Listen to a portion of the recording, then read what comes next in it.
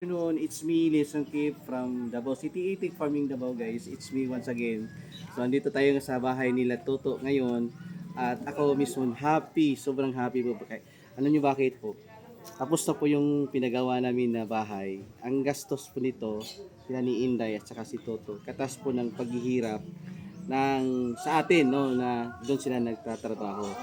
Of course, ito na yung before kung nasundan niyo aming nakaraang video guys. Ito po yung bahay kubo kahit bunti. Ang halaman doon kasi po pwedeng labas-pasok yung hangin. Pero naman okay guys, may bubong pero hindi po siya safety. Kaya nakikita niyo to talaga talagang at least may bahay. Pero ngayon, dito na. Bali, ang layout po sa bahay dito, pakipakita natin.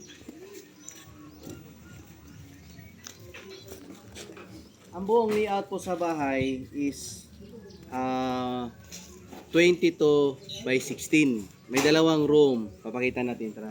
Shout out si Inday. Pinagyan namin ganito ang roofing niya, polo roof. At yung nagagater niya, number 4 na PVC, plastic PVC. By the way, ito si Aboy, ang aming skillman, 16 by 22. Oh. So, pila ka simana diri sa Dungos?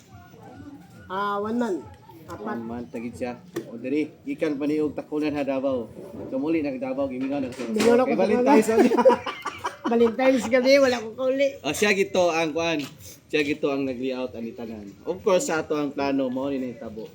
Okay. So since medyo ang budget nato, mo ni siya.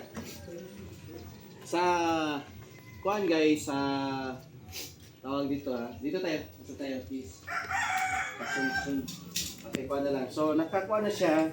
Wala pa tayong tiles. Pero naka-semento na. Dito na. Yan. Wala, naka-steel matting po. Ito guys. At ito na yung pintuan. Pwede mong ilak. Ito na yung sink. No? All the way, parang farm type lang po ba? Dito na. Since wala pang supply ng nawasa dito,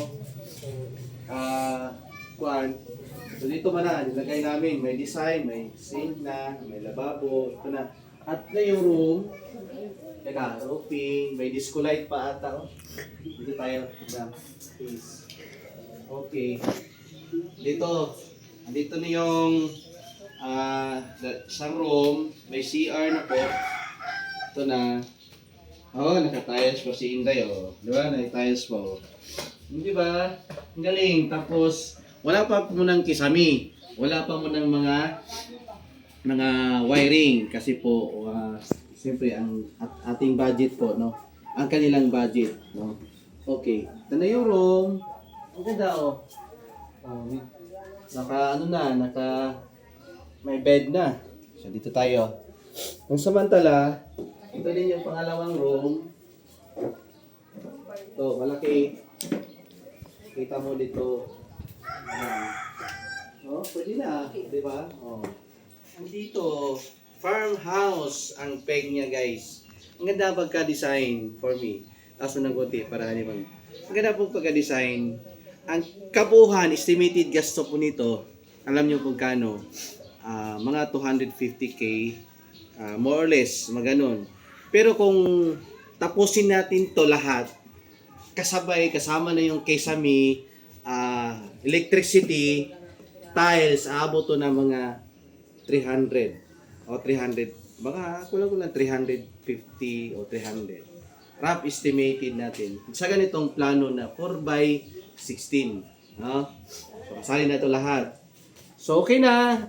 At least, sila Toto, sila ate, tapos na yung bahay. At syempre, yung pagod natin na 3 hours ang biyahe straight, weekly na nag-assist po sa kanila na POF naman.